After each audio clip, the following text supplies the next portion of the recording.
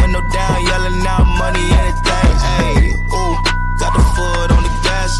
Pedal to the metal when I'm getting to the bag. Ayy, got the foot on the gas.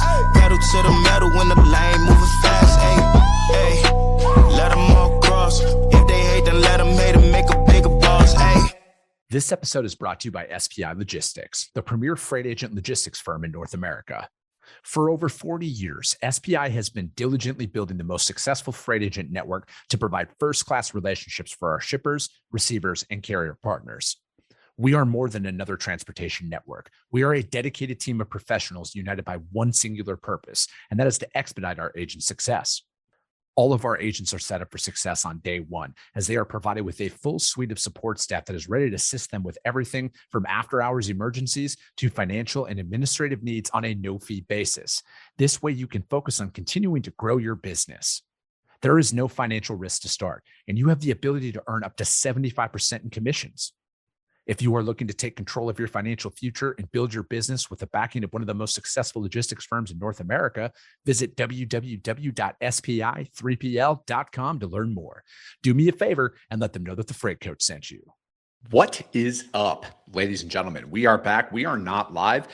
We're doing a little pre-recorded episode here in between Christmas and New Year's. And, you know, today's topic is going to be one that is, I think, brought up to me a lot more than people want to like publicly admit about, right? And it's like, you know, we're coming up on the new year and everybody's got new goals, right? New year, new me. That's the big thing between Christmas and New Year's. And we'll start January 1st and all of that stuff out there. And, you know, the one thing that I think I get the most questions about out of all the content I create, and ironically, it's what I talk about the least, is when people find out about my, you know, journey in my health but most importantly, giving up drinking. You know, we're coming up on 3 years now. You know, at the end of January is when I officially said I'm done back, you know, in 2023. And I am, you know, like I said, coming up on 3 years here. And, you know, when I talk to people about it, and especially inside of transportation, you know, it's drinking is a very heavily accepted practice, we'll call it. But I want to talk and focus more on not how I did it, but how the person I became after I decided like enough was enough. Because I think like there's enough podcasts and content that is out there on you know, how to get sober and stuff like that. And, you know, and if you're struggling with this, you know, like I've talked about a lot, if you don't want to partake in any of this stuff and you're at an industry event, or heck, even if you see me outside of an industry event, you know, just come up, hang out with me. And I have no shame in not doing anything, you know, related to partying at this phase in my life. So, you know, a lot of it was, you know, it was a health related choice. And, you know, when I, you know, first decided, you know, like kind of enough is enough, I think back to, you know, to square one with it. And that's kind of like the choice of the setting for today's episode, right? Like I didn't want to record this in my studio with perfect sound, perfect lighting, anything else, because that's where, you know, I found myself is I knew that I needed to start somewhere. And I kind of wanted the setting of this podcast to align with that, right? Like this is a starting place for a lot of people.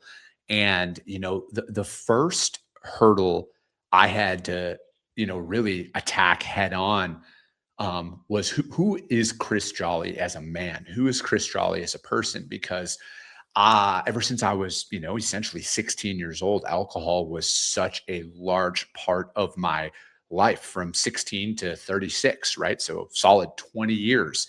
And I drank a lot for like the social aspects of it, right? And then that, you know, catapulted into more, but, you know, it was always, how do I, you know, it was, I got to be a person that people want to hang out with.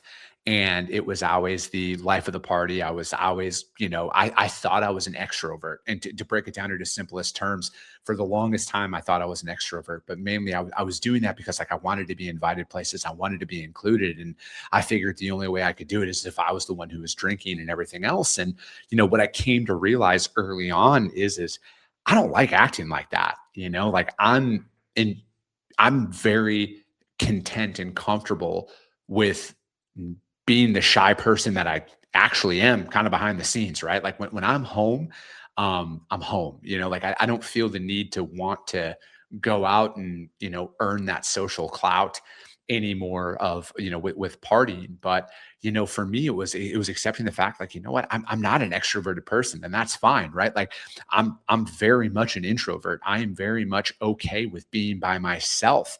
And that was one of the big realizations of it, right? And it was accepting, like, you know what, I don't need to be around other people to feel that validation and that acceptance. Like, I'm completely content with being at my house, doing my routine, executing my play, and seeing the progress that comes along with it, being around my wife and my family.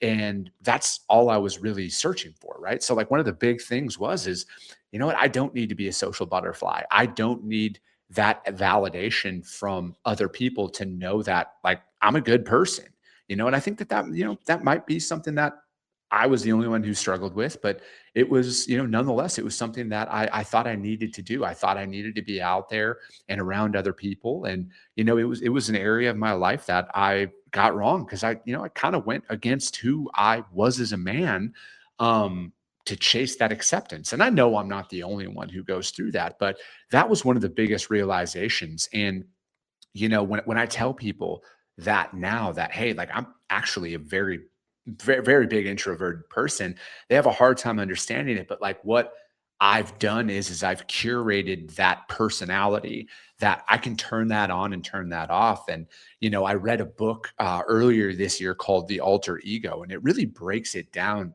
eloquently in that book. Is I created, when I started my company, when I went into business for myself, I created that alter ego in the freight coach. And that is that extroverted killer portion of my personality that comes out, because it's in there. But, Chris, the man, I'm an introvert, right? Like, I'm cool with just being around myself. And that was one of those things where it's like, and it's actually helped me, because it's like I can turn that personality on and turn it off now, and I can lean into it when I need to. But, like, I don't need to be that version of myself 24/7, like I was, out there just trying to find that validation from other people. And, maybe that's a good place for you to start. Maybe you're an introvert, or you're doing that same thing where you're out there chasing that validation, and you're acting in a certain type of way that deep down isn't you, and it's not serving you as a person. Another thing that comes along with it is what do you do with all the time that you have back? Because, most people, and when I say most people, I want to clarify this. I'm talking about myself in the past. A lot of my time was consumed with partying in some way, shape, or form, whether it's going out on Friday, Saturday night, lunchtime, happy hours, brunch, whatever you want to say. There was a lot of time invested into partying, into alcohol and everything else, a lot of events. And, you kind of realize, like, I have a lot more time on my hands than I thought. And, to kind of draw some positive parallels to that addictive personality, which I think a lot of people ultimately might possess to certain degrees. But for me, it was, I channeled it into other areas of my life where, I started actually taking care of my health for the first time at 36. Like, I had dabbled in getting into shape for a very long time. I'd struggled with my weight for a very long time. And, again, ironically, a lot of it was tied to drinking to excess and eating very poorly out there. And now it was like, hey, I have all this time on my hands. What should I do? And for me, it was, I needed to, again, if I was going to lean into who is Chris Jolly, the man, I needed to really attack a lot of that stuff head on. And, I always had that body image struggle that came along with it, right? That overinflated, puffy, alcohol induced physique that I had. And, I had started going after working out, right? And again, like with even when I started my business, and when I had given up alcohol, and when I had started on my health journey and getting back in the gym, I needed to do this all on my own. And I'm not saying anybody needs to take this approach. I'm just saying what worked for me in this instance. And again, if you need help, if you need to talk to a professional, go do that. I would highly, highly advocate you to go and speak to that person. But I took the challenge of is it's like, all right, who is Chris Jolly made of? What is Chris Jolly actually made of here?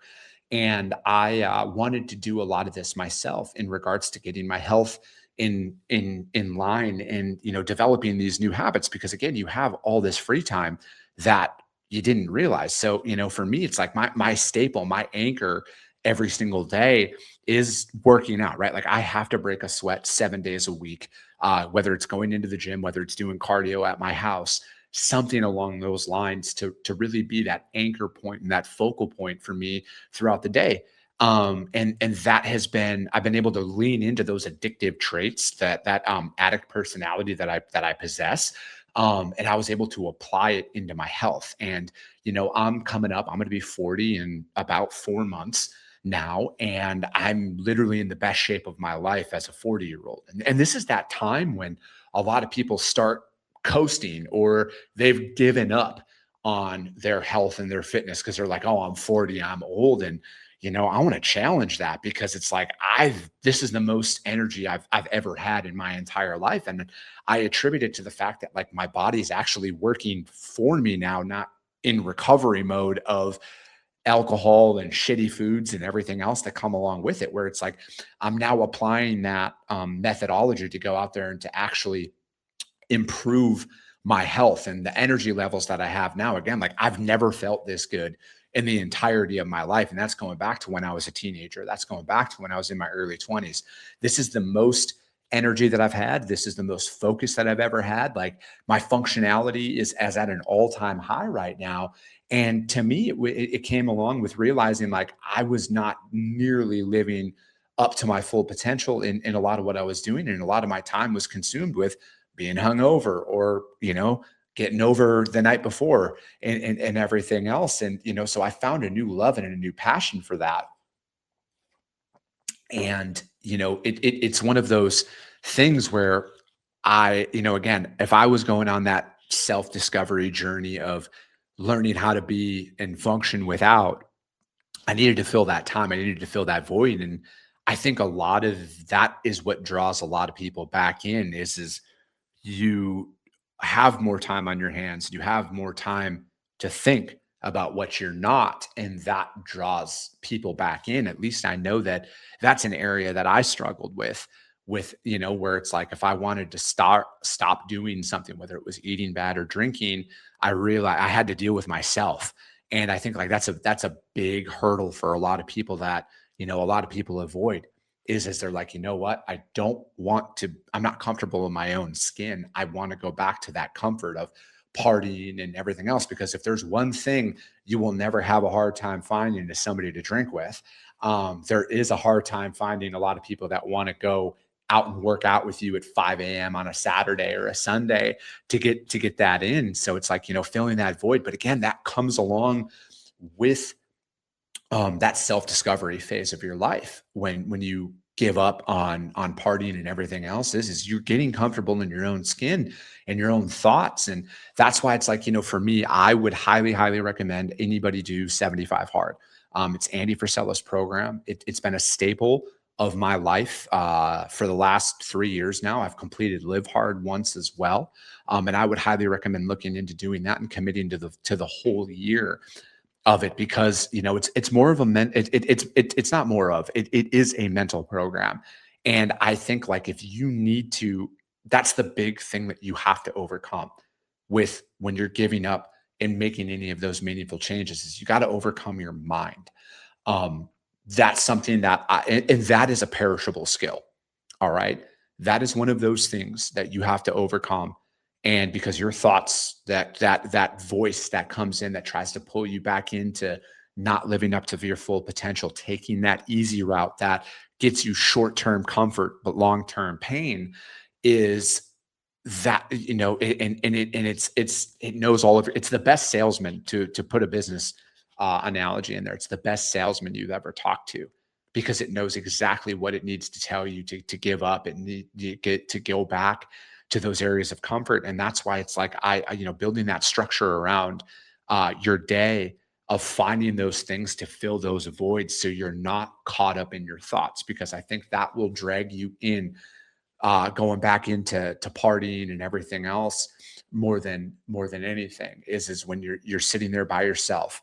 And again, fortunately, I had a phenomenal support system in my life, that was cool with, me not being that version of myself anymore, and was cool with me committing to kind of learning to live with myself again. And I'll always give my credit to my wife, in regards to that. But it's also, I leaned into my faith a lot. I was um, I don't want to call it a part-time believer, but I was a part-time application and deployment of my beliefs and my thoughts out there. So, for me, when you're attacking this, and when you're going through this, it's, you really got to work on your mind more than anything. And it's one of those that I would highly recommend a lot of people start there. A great book for you to start with, again, I'm a big advocate of this, is pick up the Bible. I think it's the best book that you can start reading. But I think it's one of those ones where, start filling your day with habits that actually progress your life instead of regress your life. And, start small. I think that, another area, and again, I might be jumping around a little bit here, you guys, but I'll kind of summarize and put a couple of steps out there as we get a little bit further in. But it's like, start filling your day with productivity. And, that's why it's like that staple for me is, I get up at the same time. You don't need to get up at the time that I get up at all. But like, again, this is just what works for me. I get up at 3 a.m. every single day. Saturdays I get up at 4 a.m. and Sundays I get up at 4 a.m. because my gym opens up at 5. But during the week, the gym opens up at 4 a.m. And I get up early, not because it's a prerequisite for success. I get up early because that is the structure of my day that I've decided to apply to move that needle forward. And with my career path, working in transportation and logistics, my day starts on East Coast time. I'm out West. So it's like 6 a.m., 7 a.m. Eastern time is when the world starts moving. And I want to be ready and prepared for that. And then I also like to carve out those 2 hours of my day for just me. I don't respond to texts unless it's from my wife or, somebody else that's very, very, very important to me. And you got to be in my top 3, maybe top 4 people in my life for me to respond to your texts or calls before 5 a.m. my time, because those first 2 hours of my day are for me. So it's like I structured out my day to move the needle forward. I get up at the exact same time, except for on the weekends. I go to the gym at the exact same time, except for on the weekends, because it's an hour ahead of time. But I do that because I needed to build stability. And that is, one of those areas where, again, you have a lot more time on your hands. So building that structure around it. And again, you might have a job, right? You might work for somebody. I'm self-employed, so I needed to really, really emphasize on building that structure around my day. But, for me, it's having that constant, right? Because my old anchor used to be partying. My new constant, my new anchor, is getting up early, going to the gym, and then following that same structure of productivity throughout the day. Because if I get a couple of hard things done, when I get into work in the morning, like, I'm ready to hit the ground running at 6:30 a.m. my time every single day. And I like to start my day slow. And that's why it's like I follow that. And then, another really, really good thing is like, if you have no trouble with partying every single day, you're going to have no trouble in time finding that same kind of high that you get from drinking, that dopamine hit. You're going to find that in regards to your health, right? Like, I've just completely I've taken all of those old habits and redirected them and channeled them in to productivity in my life. Now, again, I'm in the best shape in my life at 40 years old. I'm coming up on 3 years of not drinking alcohol or doing anything mind altering substances anymore. And, it's like, all I had to do was just switch that thing in my mind. I had to switch that channel in my mind from that dopamine rush to now it's this dopamine rush. Now I'm looking at it as, it's like I got this new lease on life, right? Every morning when my feet hit the ground, I don't have any regrets from the day before and the night before. I don't have any thought in my mind of, did I send a DM to somebody that I shouldn't have? Did I text something and say something that I shouldn't have said? Did I reply to an email in a way that I shouldn't have replied to an email because I wasn't thinking straight? I get up now with complete confidence that yesterday I might not have been the best version of myself, right? Because I have my bad days just like everybody else. I don't give full effort in certain situations like everybody else, but those are far and few between now than what they were. Now, when I get up and my feet hit the ground in the morning, I'm ready to attack the day with 100% clarity and confidence, right? And I'm always trying to see how do I push that needle forward a little bit more? How do I get a little bit more out of it? So it's like I've developed those anchor things, right? I get up at the same time. I go to the gym at the same time. And, I eat the same foods every single day. I found comfort in that. And if you've had that ability to party nonstop, like I did, you're going to find new ways to channel that, right? You're going to feel that new way of satisfaction. Now it's like, how much better shape can I get in? How many more books can I read throughout the year? And, I'm still the old ADD, ADHD personality type that comes along with it. So it's like I mix it up where it's like another staple in my life is it's reading now, right? It's whether it's a traditional book or it's an audio book and, or podcasts and stuff like that. And it's like, that's what I'm constantly listening to out there because I'm constantly trying to find a new way. How do I push that needle forward?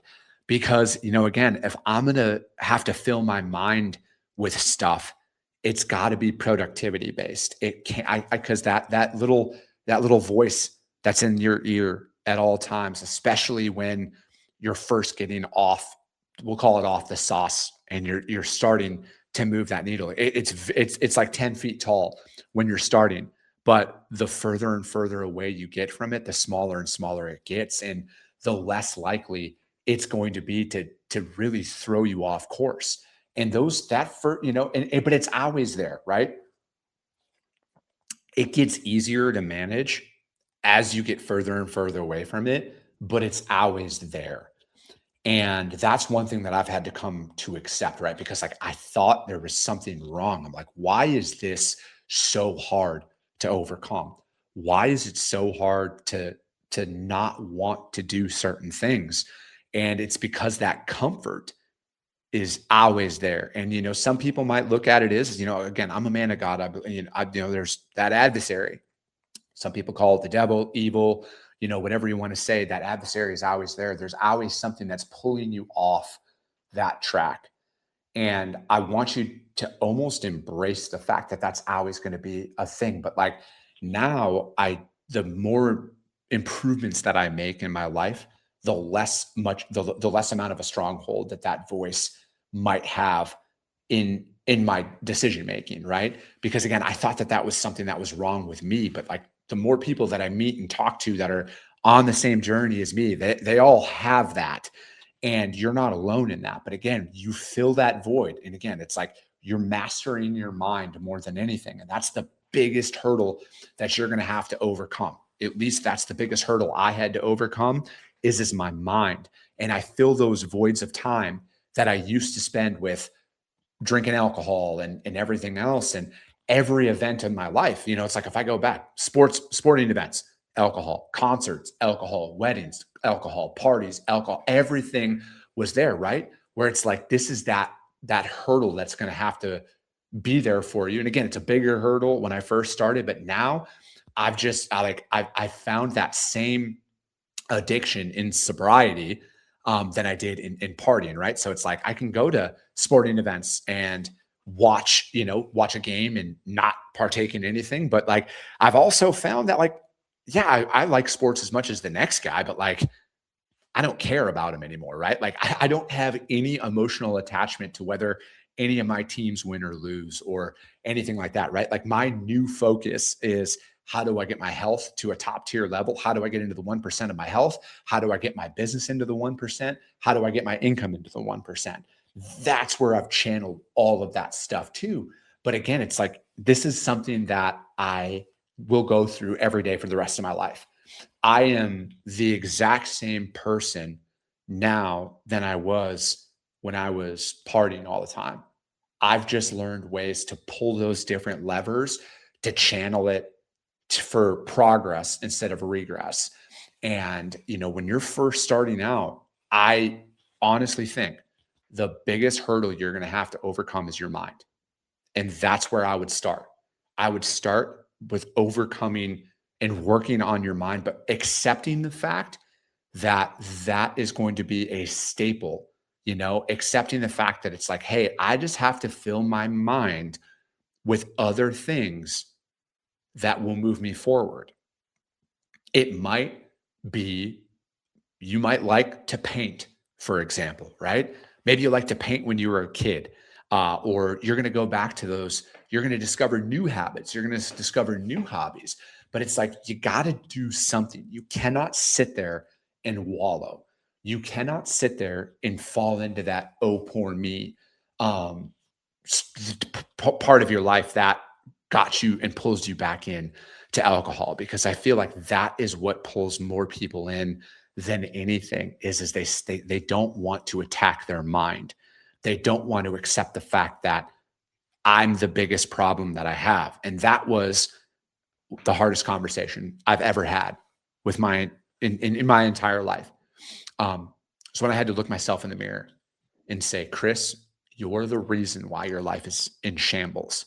You're the reason why your life looks nothing like on the outside, which you think it does on the inside, right? Because I was masking delusion on how successful I was or how in shape I was and everything else. And, again, that's why it's like, when you get out there, when you finally say enough's enough, everybody's got a day one. And what you start to realize is every day is day one when you're committed to changing the way that you want to operate as a person. Every day is going to be day one for the rest of your life, because that adversary, that thing, that comfort that can pull you back in at any given moment, that's never going to go away. You just learn how to keep that voice super, super quiet. And then you channel and you fill your day with actions of productivity, right? I chose health and fitness. I chose reading as some of my core pillars, books, the Bible, podcasts, audiobooks, everything. I chose that as my core staples. Those are things that I am going to do every single day for the rest of my life. Yours doesn't have to look like that, right? I would highly advise you invest in your health. Like I said, I'm going to be 40 in about 4 months. I wish at 20, I would have taken my health as seriously as I do now. Find those pillars, find those staples of your day that keep your mind off of things. And no, you're going to find yourself tempted to go back in. But I want to leave you guys with this. You find your pillars, find those things, build that structure around your day to keep your time occupied. And just remember this: no is a complete sentence. All right. You are an adult. You do not owe anybody anything. If people don't want to hang out with you anymore, because again, my friend group looks a lot different than it did. And again, the guys that I used to party with, they're not bad guys. They're not bad people. They're good people. We just have different priorities in life now.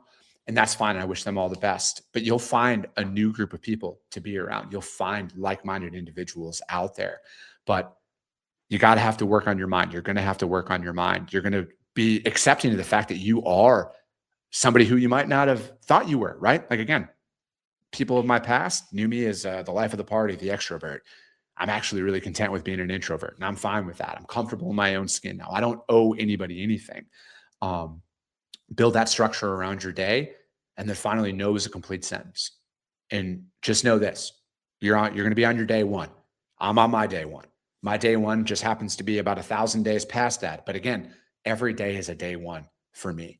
And if you can attack that, focus on that, I think you're going to get further and further away from it. And you're going to realize that you can channel all of the mentality, all of those mannerisms into productivity. You're going to progress your life instead of regress your life. But I just wanted to throw this out there as, I know a lot of people like to make a lot of big changes around it. And like I've always said, my DMs are always open. All right. If you're out there and you're struggling with it, talk to a professional. But if you just want to talk, my DMs are always open. You're not alone. You're not the only one who wants to make a change that was afraid to make a change for a very long time, and that's completely okay.